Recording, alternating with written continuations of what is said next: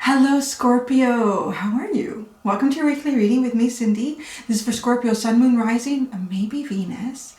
What else we're going to do, Scorp? So we're going to actually find out what your future self would tell you this week. And we're going to start with the Unknown Animal Spirit decks, Oracle and Tarot. And I am going to find out what your energy is like right now. Right now, what's your energy? What's going on with you? And then we're going into this deck. It's really a beautiful deck. It's one of my favorite. And I haven't used it for the longest time. And I thought it's time to use it. And it's going to, the Three of Swords is at the bottom. For you, I don't know why you got that. We were doing like the Ten of Cups for a while there. That's nothing. It was just how it got shuffled. Don't worry about it. This is not yours. Not yet. Anyways. But this is the deck that's going to say what your future self would tell you. Okay, so your future self is going to talk to you through this deck. And then at the end, you are going to get a card from my Witch's Oracle, incantation to empower you moving forward. And there is an extension at the end of this video. You can find the link at the top of the description. And in the extended reading, I'm going to look at the blind spot energy between, like, you know, the energy you're in now and what your future self is trying to tell you. So, my Scorps, my naughty with a dash of nice. Oh yeah, I was watching a movie yesterday. It was on that Cineplex app thing. You know, you can like rent or buy movies. I actually bought it. I'm kind of glad I would watch it again. And it's a very scorpionic energy movie. I can't remember what it's called. It was a Korean movie and it had subtitles. It was really well done and constant. It was like, oh, I did not see that coming. Oh, I did not see that coming. Like, wow, it was really good. I wish I could remember what it was called. I'll try to look that up for you next time. Yeah, it was one of those, like, you know, I don't know, just like I find it hard to find a good movie to watch. And yeah, I just thought, I watched the trailer and thought, it's intriguing. But you gotta pay attention, right? Like, you can't go off and do something else because you gotta read the subtitles. So you have to pay attention, but it keeps your attention. It's very interesting. All right, Scorpio. What's y'all energy? What's your energy? What's your energy, Scorpio? What's your energy? Scorpio's energy right now. Scorpio's energy. You're going to be elusive with me, are you? You're going to be scorpionic. You're going to play your cards close to your chest.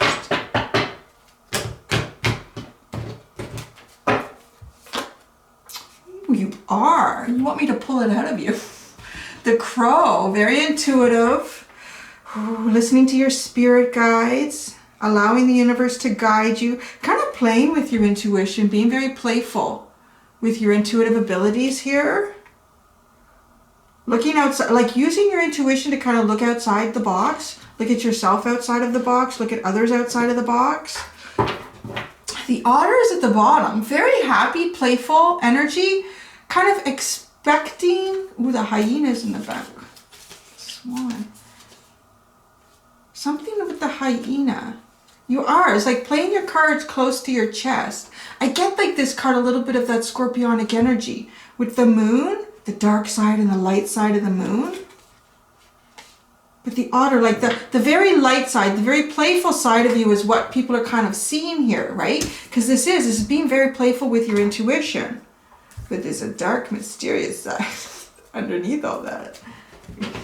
I think there always is with the Scorps.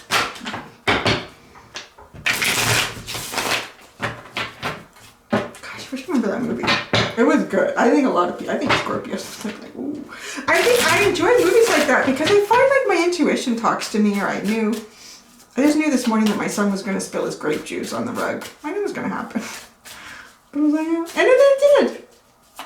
But I'm not like that with movies, right? So that's why I kind of like a movie that does that, because I don't know what's going to happen. What's going to happen? What's going to happen? I did not see that coming. Oh my gosh. All right. Tarot cards for this playful, intuitive energy that Scorpio is in. Mother of Pentacles, ooh, the Lovers, and the Hanged Man. Six of Cups is at the bottom.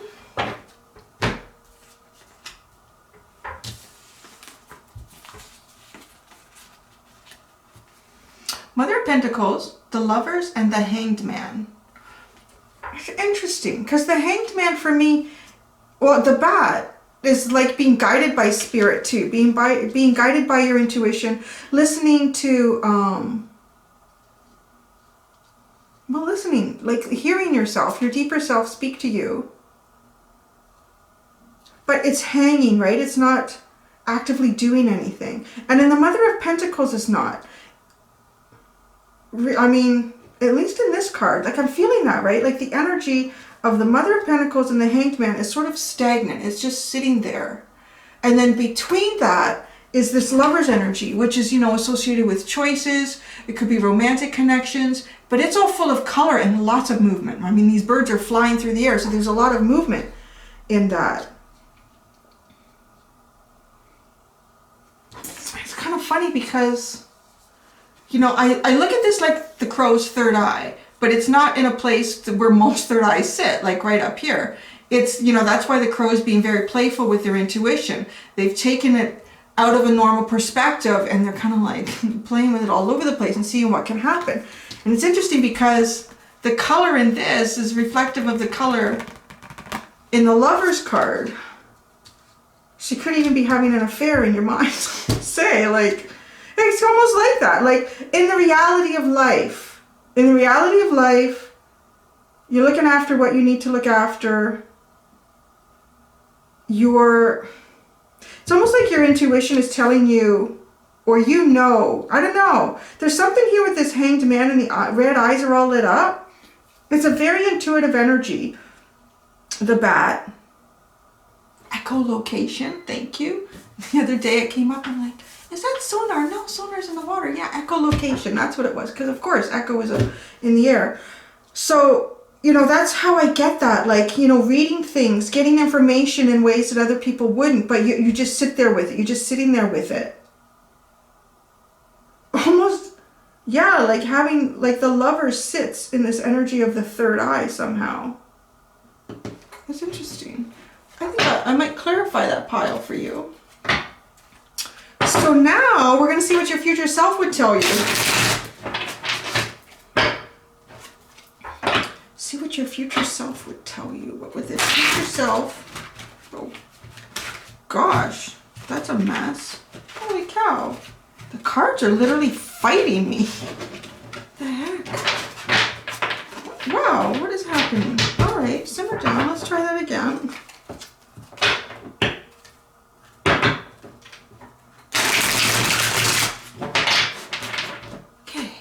What would Scorpio's future self tell them? What would Scorpio's future self tell them?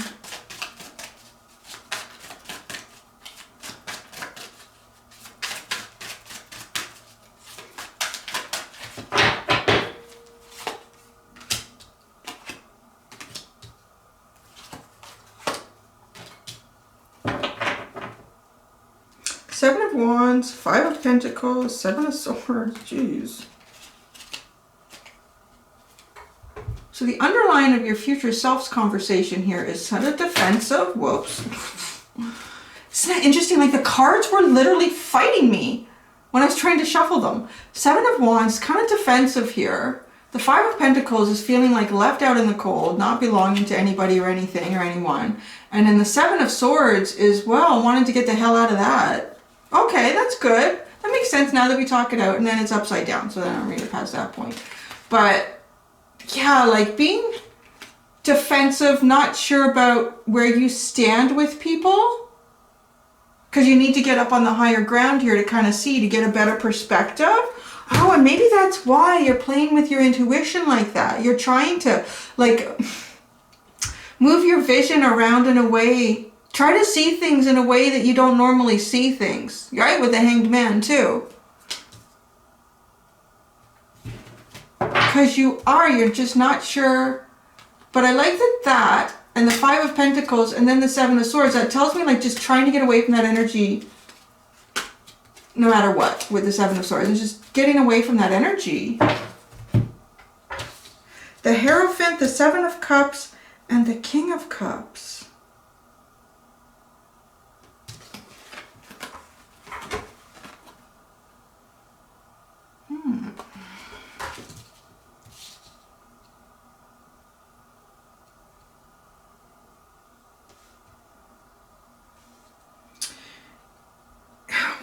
I get a lot of controlling energy, to be honest, from this pile, from your future self.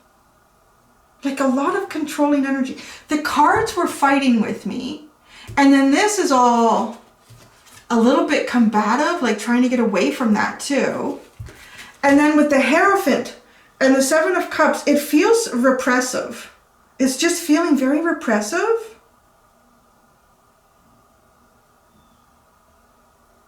It's like a higher connection that's not serving the higher good somehow.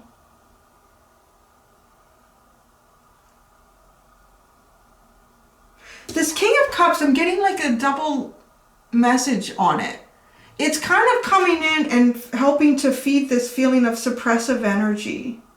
Because the King of Cups doesn't express feelings or emotions. It can be completely bottled up. There's a lot there. There's a lot of feeling and emotion there, but it's bottled up. And I'm wondering if that's why we have the Hierophant and the Seven of Cups.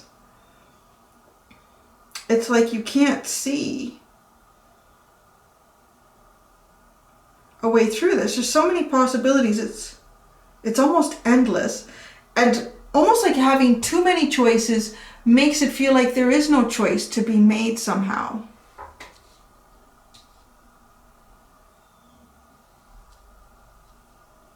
Let's start clarifying. So now I'm curious about this. I wanted to clarify what's going on with your third eye and the Lovers. Let's do that first. I'll keep myself on track. I won't let too much of that Gemini spirit wander me all over the place. Okay.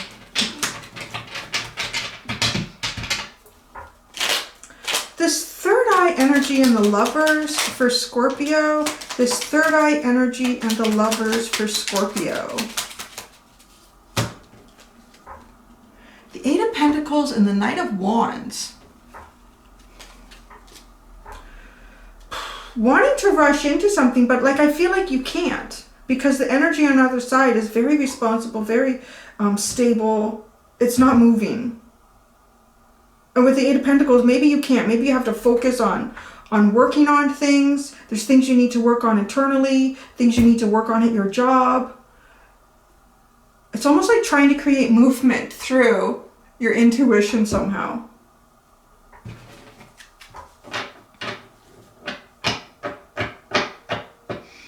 This Hierophant, let's see what's going on with this. I'm going to clarify each one of these cards individually and see if we can expand on this story. There's definitely something feeling suppressive here. The Hierophant, let's see.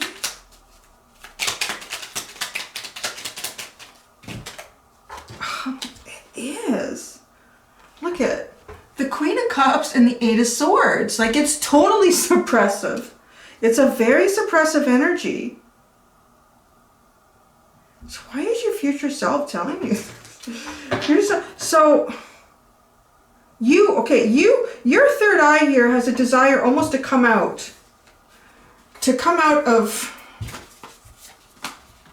of this, being trapped. Like all this color and exploration and choices and movement that sits between these two very responsible and very introspective cards, right?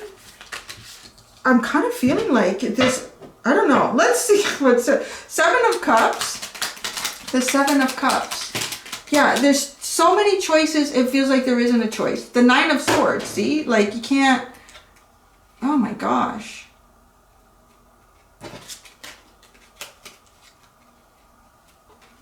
The Hierophant. This Hierophant dude. He was bothering me for a while and I was okay with this guy. Now it's kind of back in. He's yanking chains again.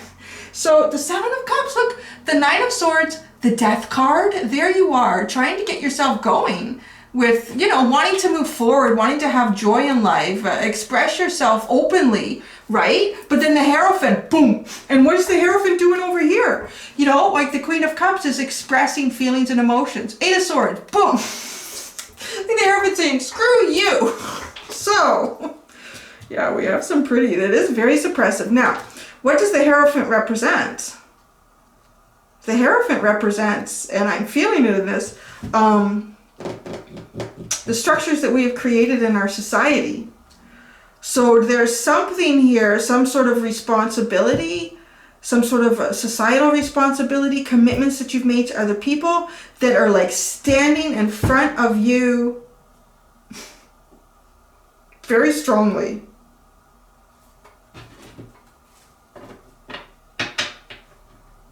So the King of Cups.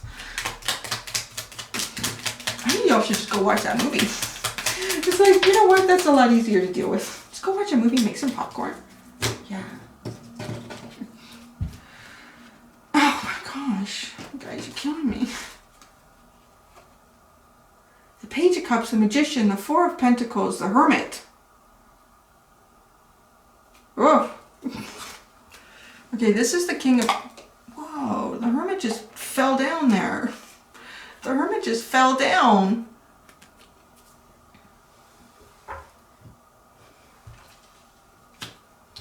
The Hermit and the Hanged Man are very similar energies to me. There's just a little more, the difference is I find the Hanged Man can be, you know, aware of things internally, but trying to understand things externally in a different way. Trying to look at the whole thing differently. Where the Hermit is really not trying to be influenced too much by outside sources, except for perhaps the connection that one has with their own intuition, divine, their deeper self. Like exploring that internally, right? They're both so much stagnant energy. Like this Page of Cups though is not, it's very innocent and sweet.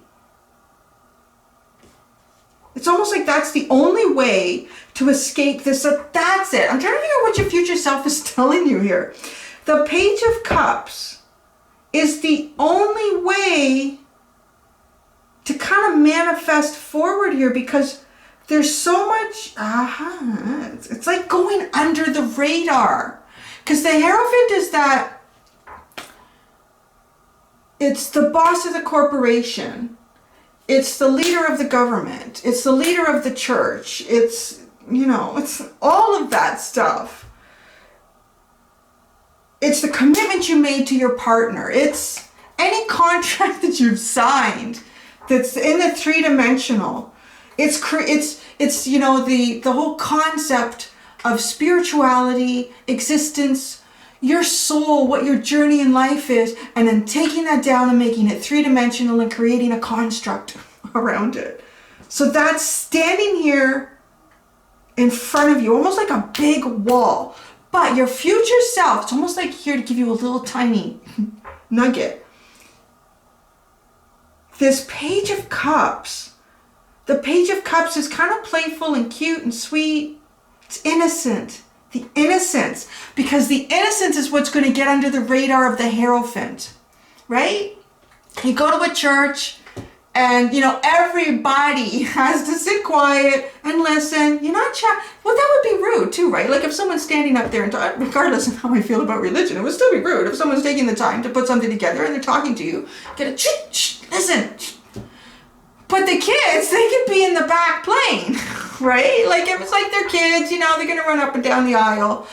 That's the trick here, is the page comes under the radar. Does that make sense? I hope there's a... And when I say it goes under the radar, because okay, let me keep it with this. I'm seeing the page goes into the Magician. There's the manifestation. Because when you look, if you look at it on the surface, you can't move, and you can only just stay stuck and isolated. That's, okay? That's what it's telling you. But the page, because the King of Cups has a lot of feeling and emotion, right? But he's being depicted as an adult. He's got to sit in the pews and keep his mouth shut and pay attention to what's expected of him, right? But if he can project, this energy is not detected. Or, you know what? It's allowed.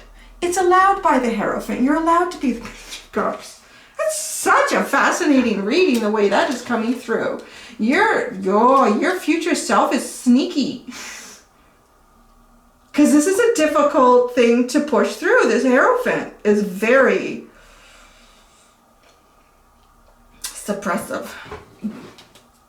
Okay, the Seven of Wands, because this is your goal. is to move past, is like, oh God, at all cost, I need to move past the defensive energy that's been created maybe by the Hierophant and this feeling left out. Oh, it's interesting because a lot of times this Five of Pentacles, it almost looks like a mother and a child or two adults that, you know, they're hunched back, so they feel defeated and they're walking away from a building that looks like a church. So somehow there's some sort of social construct that has created, it's not working right. It's kind of working in devil energy, this Hierophant. It's funny that it's not coming out like that, but that would be the best way to describe it, because it's there to actually serve our society, but in some way or some function here for you, it's working in the opposite way, and it's creating isolation. It's creating, this is not what the Hierophant should create, but it is. I feel like I'm all preachy now. It's just like getting me all worked up. All right, oh, look at the, see the Lovers at the bottom. Well, and then maybe that's it too with the Lovers, because that's a choice.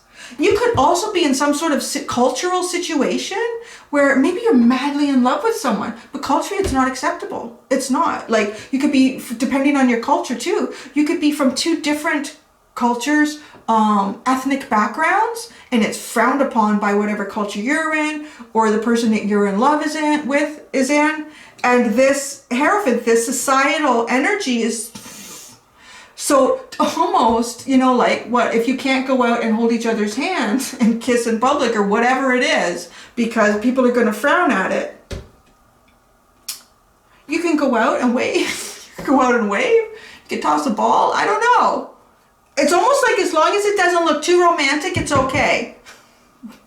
So the Seven of Wands. Yeah. Well, that came up there. The Nine of Wands, the Six of Pentacles, and the Chariot. See, yeah, the Nine. Like, it's worn out here. Like, this is, it's defeating. There's no way to defeat this beast. To get this balance, to get this movement. But there is. It's like David and Goliath, right? It is. It's totally David and Goliath. I know, for somebody that shoots down religion, I know I would go into the stories. But it is. Because he was like a boy. He was like the page, and he took down the giant. Ah. Well, look, the Ten of Pentacles and the stars at the bottom, right? Like, it's almost like you're trying to create, and then it's reversed, so don't pay attention. And it's like you're trying to create some sort of new social construct that can be applied to home life in a way, right? Like taking it from the stars, taking a dream and making it a reality. But the societal construct that exists right now is on some level for you, and it happens, it's really for all of us, because these things always need to be, we could assess them and look at them, but really this Hierophant energy doesn't change on its own. Like, it usually doesn't change unless there's a lot of pressure coming from unexpected circumstances and events that start putting pressure on it, right? Like, it's just like a wave or a tsunami slowly coming in. You can feel it, and you know, it's happened a lot with how churches have seen non-traditional connections too, like people that are gay or lesbian. Some churches are finally saying, you know what, they're not deviants, they're not evil, it's just about love, you know, so you're not hurting anybody. But that does not, and it's still, there's the majority will frown upon that, because it's not. It takes time for these things to change. And you know, you think about things that we were told 2,000 years ago. Well, it's not 2,000 years ago, and maybe it applied 2,000 years ago, but this is 2020, so we need to know right now. We're changing shit. You need to change shit. That's the secret, to go in like David and Goliath. Oh, I was gonna give you a free extended. Just all worked up. Okay, so we're gonna talk about getting rid of the social construct. So we're gonna give you a witch's oracle now, Scorpio. We're going to empower you. I'm going to push you past this Hierophant. Suppressive masculine energy. Trying to be all bossy and ruly.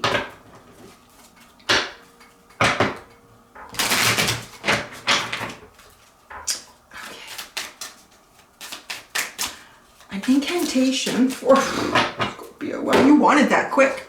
The cards before, ooh, the toad. This is interesting. Now it's hard to see because I was looking out at the bright sky and this is a dark card. It is a dark little toad in the night. What is this? I don't know that I've ever pulled this. So intriguing. What is the toad?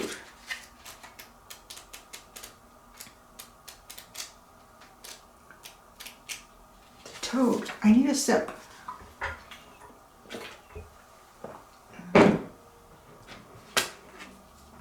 Okay, you ready?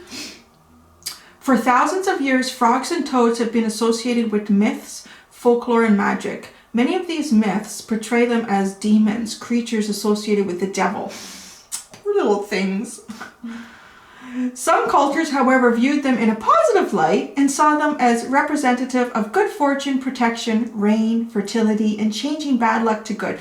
Do you see? That's the difference in social constructs. One society thinks these things are all evil and wicked little shits, and another was like, oh, it's good luck, it's good fortune. The toad sometimes symbolizes resurrection and a higher stage of spiritual awakening. Toads figure as the guardians of treasures. It is the transformation from tadpole to maturity that renders the toad a frequent symbol of resurrection and rebirth. Gosh, yeah, right? Like, think about the changes they go through. And they don't even go into a chrysalis to do it. They live, they feel. Gosh, what would that feel like? All of a sudden you have legs growing out of your ass. And you never had them before. When this card appears in a reading, you may be experiencing change in your life. The change might be in regards to how you lead your life, but can also be of a spiritual nature. Call on the toad to guide you through these times of transition and help you smoothly move from one state to the next. The toad will support your transformation or metamorphosis in a subtle yet powerful way. So here's the incantation. Some things come and some things go. Changes like ebb and flow. I accept what now must be. It will because it is best for me. Ooh, I like that. Some things come and some things go. Changes like ebb and flow. I accept what now must be. It will because it is best for me. That's good. These cards are all sticking to me. That's kind of cool. All right, so you got to do what you got to do. Okay. Thanks, Scorpio. That was interesting. Now I'm going to go into the blind spot and extend it. I don't see you there. That's fine. I hope to see you guys here next week. Until next time, do be gentle with yourselves. Bye.